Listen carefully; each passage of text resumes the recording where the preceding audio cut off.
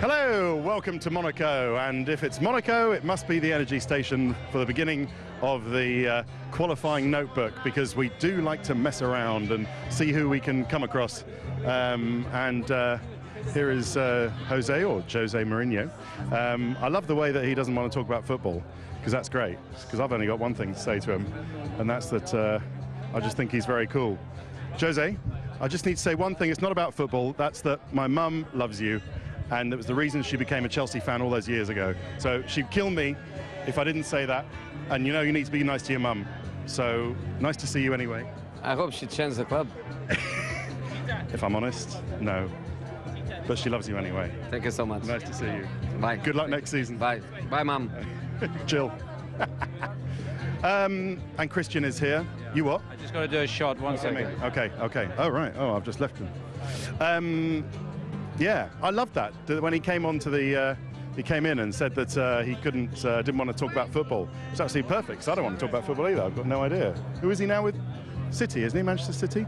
United, you say, Pete? Oh, right. Who knew? So anyway, there we go.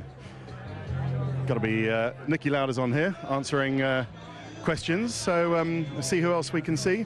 Oh, it's Lady Floella Benjamin. Oh, hello. Can I say hello? Is that all right? You don't know this, but I went to Exeter University. Oh my goodness! Did I give you a hug? Well, it would be a life highlight. But no, I won't force you to a hug. Don't worry. No, well, I don't know not sure when you left, because when I was Chancellor for 10 years, as you know. Look at all the grey hair I've got. I left in 1996. Well, yeah, I took over 2006, and I hugged every graduate. You see, that's why I asked you whether I gave you a hug. You hugged every graduate at graduation, did you? Yeah. Do you know what? I never graduated. I never went to the ceremony. How pathetic is that? Darling. No, but it was so lovely, because when I left, I stepped down last year, and they put up a statue of me. And all the students now go and hug me. The ones who didn't get a hug, they now get a virtual hug from me. I love that. What do you think of all this sort of hullabaloo around here? It's amazing, isn't it? Oh, it's just so thrilling. There's nothing like it. You know, there's a kind of excitement about being here in Monaco. There's no other Grand Prix like it, because it's the glamour, it's the excitement, it's the buzz, it's the feeling of unexpected. Today, Lewis crashing out. Who would have thought? Didn't get into the third sector. No, I mean, that's unbelievable. I know. Anything can happen. That's sport. Well, lovely to see you anyway. Nice to say hello. Thanks for sparing the time. Floella Benjamin. Wow. Oh, there you are, Pete.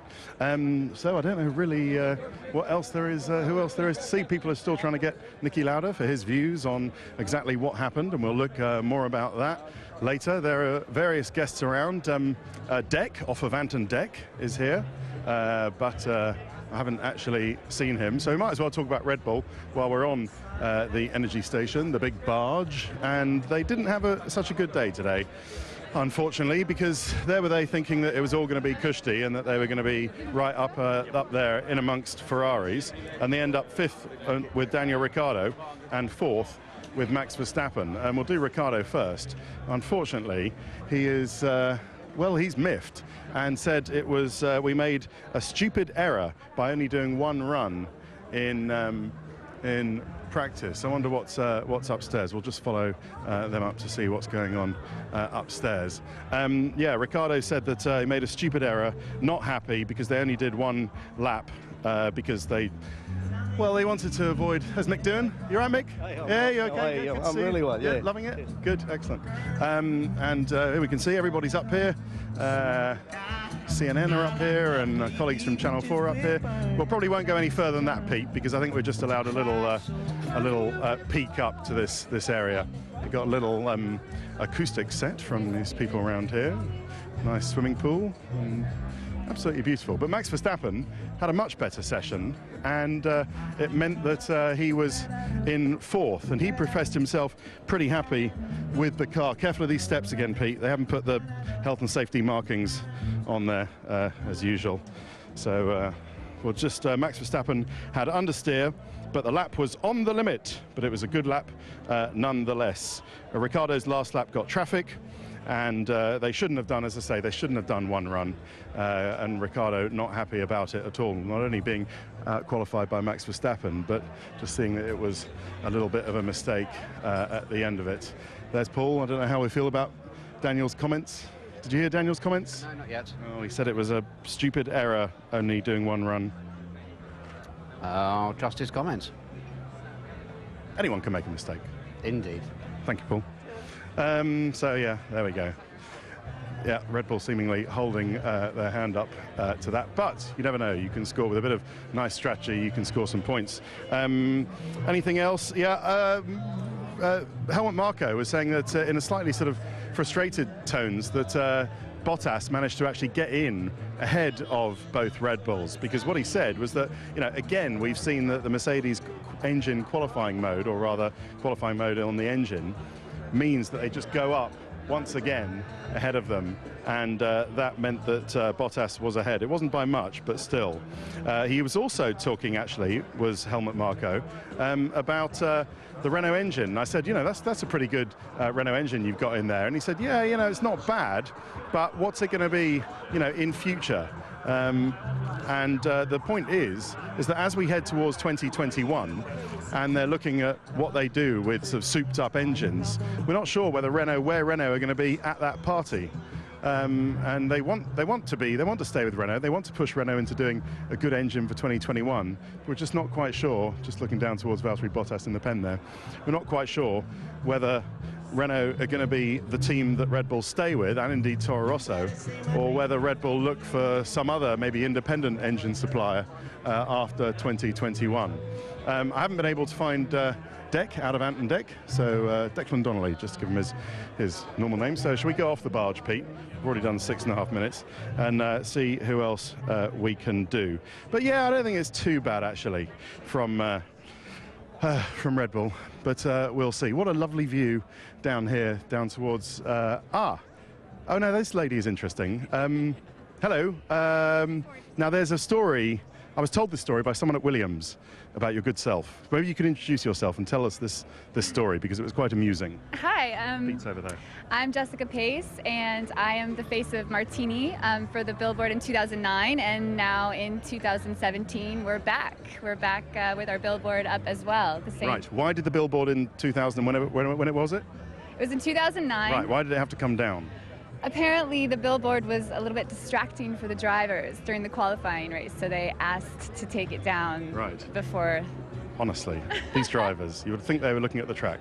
Anyway, I thought that was quite amusing. Attention to the track, boys. Yes, exactly. You should tell them, not me. Anyway, I thought it was quite a funny story. Nice to meet you anyway. Bye, Jessica. So yeah, that was, I'm not sure whether that's actually true, but whether the drivers did indeed find Jessica's visage distracting and asked to get it taken down, but apparently it's up again. Who knew? Right, let's make ourselves our way into the paddock. Are you all right, Pete? Yeah, you want me to do your pass there? While I tell you about, just get a bit closer. Yeah, there we go.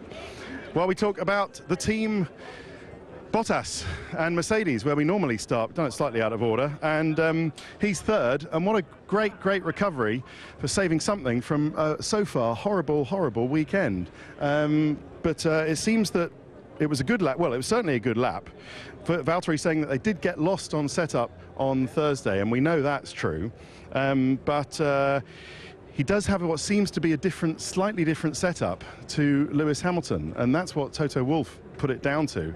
Toto doesn't believe that there's anything broken physically. He can't see it on the telemetry on Lewis Hamilton's car. I'm not quite sure whether Lewis thinks there's a broken anti-roll bar or something going on that would explain it, but still the difference is startling, certainly in position, if not in time, because they are still very close together. However, it was a great lap for Bottas to actually get ahead of both Red Bulls, and Toto Wolff actually calling it.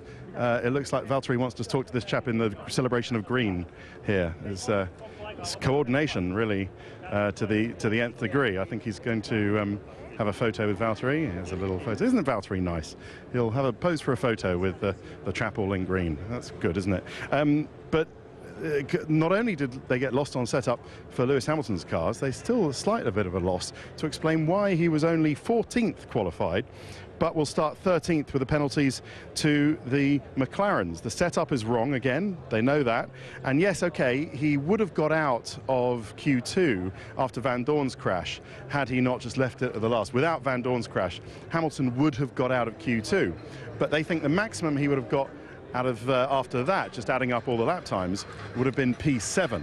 So Toto Wolff, when he refers to damage limitation, I think that's the first time in a very long time, isn't it, Pete, that we've heard Toto Wolff talking about damage limitation for the Monaco Grand Prix. And yes, you know, there are going to be lots of twists and turns throughout the year to come, but still, that is going to have an effect on the points, bearing in mind that this is a must-win race for Ferrari.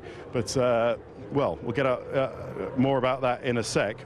Just a couple of other things. Valtteri Bottas, when we spoke to him on Thursday, said that he did indeed brake too early for the, when we spoke to him on Wednesday, sorry, he did indeed brake too early for the first corner at the Spanish Grand Prix, and then he was sort of lost his judgment, his reference point, because Sebastian was alongside him or close to him.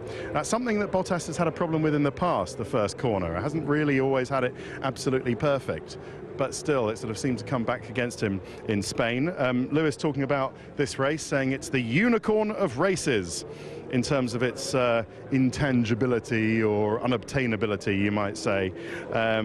Sometimes he wants to win it so much, and sometimes he just doesn't get the luck, as indeed he didn't get it today. So it looks like the magic golden sparkly unicorn has escaped Hamilton's reins once again.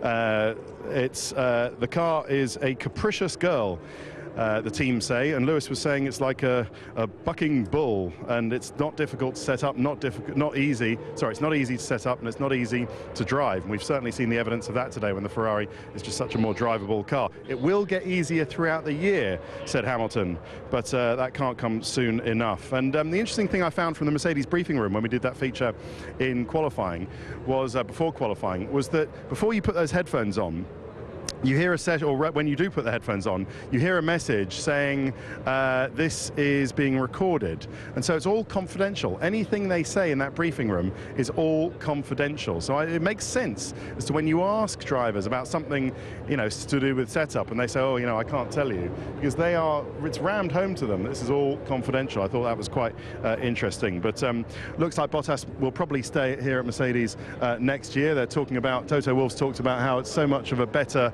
environment now he's there compared to when Rosberg there, which I thought was interesting. So that is all I've got to tell you about Mercedes. We've done Red Bull. Now let's do Ferrari before we take a break. And you can see the scene, the typical scene after Ferrari, and a very successful session for them. I don't think they ever expected, or probably didn't expect, that it was going to be Kimi Raikkonen on pole rather than Sebastian Vettel. But it was a little mistake in turn 5 for Vettel. It is unbelievably tight. A 1:12.221 for Sebastian Vettel in second, and a 1:12.223 for Valtteri Bottas in third. So Vettel must have made quite a mistake, but Kimi Raikkonen's middle sector was just so perfect, and I loved his reaction when they told him on the radio that you've got pole. Ah, good, he said, with typical understatement. But it was just first since Magny-Cours in 2008, as you've already heard, and they've got reason to be positive about tomorrow because they do have the best starts at the moment due to this new sort of start solution and this long pedal that they've got.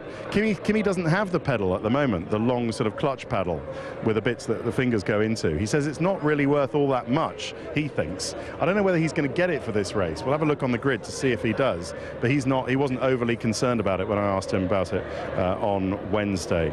But yeah, a must-win race for Ferrari, really, after they were on pole in Russia, didn't convert, and they were leading the race in Spain and didn't convert. I thought that was interesting that Maurizio Arrivabene didn't want to get too carried away with it when I went and asked him about it a little earlier, that he doesn't want to get too carried away with over-promising, because they were burnt, I think, by celebrating their pole in Sochi so much, and then of course they lost that race to Valtteri Bottas. So yeah, we will maybe a little bit concerned about that, but we'll see going in. Oh, that's the actor, isn't it, in the stripy top? I think he was in X-Men. Can't remember his name, but I'm sure if you're a fan of those kind of things, you'll like that.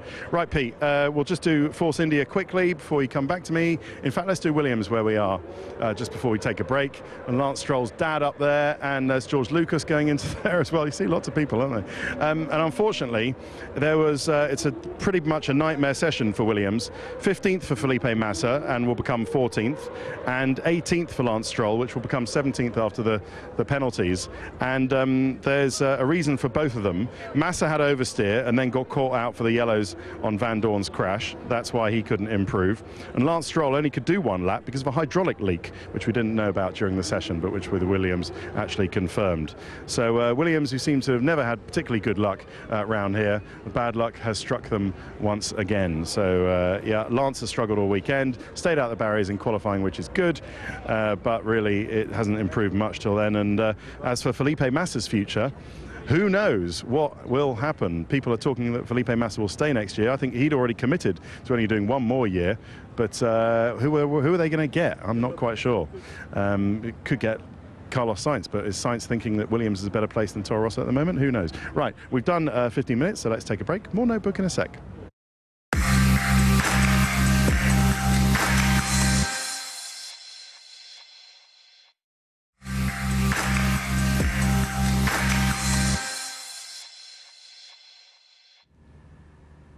Hello, welcome back to the qualifying notebook. And well, if you're wondering where we are, it's a car park. This is where some of the drivers keep their bikes. I think Lewis's MV Augusta, or is it a Ducati these days, is down there.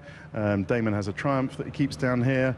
And well, it's a car park, and it's a car park in a very special place. There is obligatory payment at the cash box, by the way, before you leave. There's a downstairs bit as well, because if you come out of here, you end up in the paddock. So did you know that the paddock is really just on top of a, well, not a multi-story, but a dual-story car park? I do like this. That's the most unbranded Ferrari thing, or most inappropriately branded Ferrari thing you can get. You know how you can get, you know, Ferrari watches and stuff and smartphone covers and stuff like that. It's actually pretty random when you actually get a forklift like that. But anyway, right, should we carry on? And with Force India. And Sergio Perez, 7th. A good lap from Perez.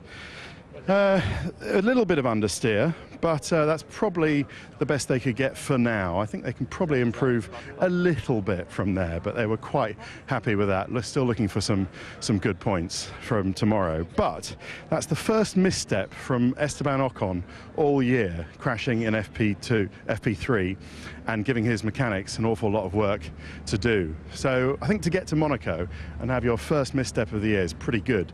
It was unfortunate for Ocon because it really compromised his qualifying and the rest of his session. He was also held up by Romain Grosjean. There is a reason why Ocon was so far down, was because he was 16th, by the way, and will start 15th on the grid. He was actually held up by Romain Grosjean while Grosjean was going into a slowdown lap, I'm pretty sure. There's Pastor. Is he having pasta? Pasta with pasta? No, he's having some steak. I won't interrupt him because he's having dinner food, and we don't interrupt people while they're having food. But I said hello to him earlier. It was nice to see him, and yep. Well, careful, there's a thieves step there, Pete. Is that what they call thieves steps, when there's one step less than the other? Anyway, right, so that's Force India. Yeah, he was held up by Grosjean, so that's the reason Ocon is so far down, but it's going to be difficult for them to score 2 points, two cars in both cars in the points, as they have done every race so far this year, with that starting position of 15th and 7th. But hey, you never know what might happen. Right, we've done Williams, so we can move to Haas. This is all very much out of order. Where they are 13th for Kevin Magnussen and 8th for Romain Grosjean. That's a great save from Grosjean, because it wasn't really a good performance at all and up to that point, because he got a spin in Q1, still struggling with the car, and just seems to be on absolute knife edge, this Haas. So it's credit to Grosjean to actually get it together. But Magnussen again struggled and could only manage 13th. They do have this new livery. Apparently the point of the new livery is to make the Haas Automation logo stand out more. But that appears to be it, the only reason why it's there. But it does look a bit like an old Williams, doesn't it, from the front when you see it on TV. In the flesh, it just looks like a celebration of grey. Much less red in it here and there. Right, Renault. And I don't think they're particularly happy, because it's been uncharacteristically slow weekend for them. And this is a very important race for Renault. They get into bed, figuratively speaking, with the Automobile Club de Monaco. They have a lot of Renault. Renault is the kind of official partner of the race. And they have a lot of Alain Prost been out in the RS30, I think it is, and RS40, R40. And they've been driving the old Jean-Pierre Jabouille car around as well, the RS01. And to end up with 17th for Jolyon Palmer and 12th for Nico Hülkenberg is very disappointing. I think there wasn't really much more in it than Hülkenberg could get in. Palmer was compromised because he had a puncture in his first run in Q1, so only had another attempt after that and just couldn't really get it together. But we're hearing the rumours that you're starting to read on the internet about Jolyon Palmer being replaced. You talk to Jolyon's side and you talk to some of the other people, they say that's not going to happen, but you never know. Nicholas Latifi, I thought, was interesting, that he's a sort of GP2 or F2 driver, and Latifi, who's actually now joining the Renault team and French nationality. But I think they'll be looking at someone to poach someone for next year into that Renault seat. Will it be Fernando Alonso to join Nico Hülkenberg? Maybe. That's really what they want. But if they can't get Alonso, or Alonso doesn't fancy it, then they'll go and poach a Sainz or an Ocon or a Perez or someone like that, all of whom will be available and free if Kimi doesn't retire. And Kimi's pole, of course, makes retirement possibly less likely than it was. But we will see. Right, should we do Sauber before we go down to McLaren? And disappointing day once again. 19th for Pascal Wehrlein, but we'll start 18th on the grid because of the penalties. And 20th, he qualified last of all because he broke his car, and will start 19th on the grid for Marcus Ericsson. So Marcus broke his left rear on the barrier, broke the rim, and that meant that he had to retire and couldn't do a final run in Q1. But Wehrlein probably would have got through, actually, into Q2, but for his teammates causing the yellow flag, which was especially unfortunate. Now, I think that's a bit... Oh, no, I haven't done Toro Rosso. Oh, my goodness. Let's do Toro Rosso quickly, because I forgot to do them on the Red Bull Energy Station. Carlos Sainz 6th and Danny Kvyat 11th, but we think we'll start 9th. And the interesting thing about that is how Sainz has somehow managed to get more out of the car than Kvyat. Kvyat had an unlucky qualifying because he got traffic. He got caught out in Q2 and in Q1 with traffic. He said on the radio he wasn't happy at all about it. He lost out due to Van Dorn as well. He did the best he could, but he felt there wasn't much more in it, only 11th, whereas Carlos Sainz has dragged that car with its Renault engine, but a good chassis, up to 6th on the grid. So very happy with Carlos with that lap, said Carlos Sainz. He's thought there was the maximum there was in there, and that he couldn't do much more because everybody else in that very tight midfield that we've been talking about caught up with them. This is the Honda motorhome. I did want to show you this amazing picture of the Monaco harbour that Dave the chef here has actually got, and that's done by this chap called Stephen Williams. You might know about, Stephen Wilshire. You might know about Stephen Wilshire. There's a picture of him here. He's the autistic artist who came to Monaco, looked at the harbour scene, went back to London, and then faithfully represented that. This was done back in 2013, but Dave, the chef here who runs the motorhome, has just got it, and it's absolutely astonishing. And this is all absolutely correct. You count the number of stories in those flats, and then look out to where it is, out there. Put the filter back in, Pete, and it's all absolutely correct. So it's really amazing the job that Stephen can do. If you know what I mean, you will know what I mean. He's managed to do something like that. So it's a nice picture in there. I just thought it was quite interesting.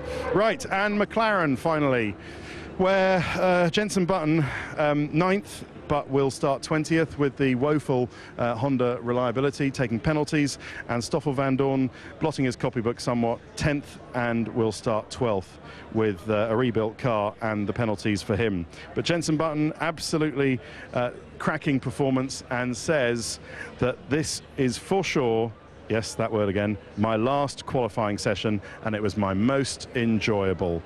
And well done, Jenson, great performance.